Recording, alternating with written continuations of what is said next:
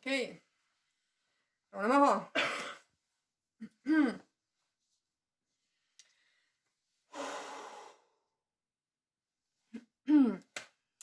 Tere, mina olen Anu. Töötan Tartu Ülikooli muuseumis töölepingu järgi kuraatorina. Kuna külastajad kahjuks meile praegu külla tulla ei saa, siis me mõtlesime teha sellise väikse eksperimentaalse dokusarja, kus me tutvustame museaale, mis meie kogudes leiduvad. See ruum, kus me praegu oleme, on hoidla Toomkirikus.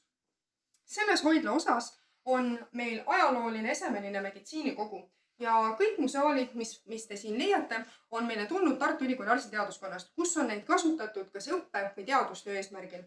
Üheks põnevaks näiteks on vahamudelid, millest ma räägin teile järgmine kord. Samuti kuulub alati arstiõppe juurde üks vana hea skelett ja kurjad keeled räägivad, et see olevat olnud ka päris inimese põhjal tehtud. Võib-olla kõige päevakajalisem oleks teile tutvustada hoopis Kalevipoja järgi tehtud ninaneelumudelit. See on täiesti kindlasti rohkem kui 100 aastat vana, kuid kahjuks täpselt dateering meil puudub. See on sellise postamendi peal ja seda saab ka ringi keerata. Mõtlesin, et õpetan teile täna seda, kuidas COVID-19 proovi võetakse.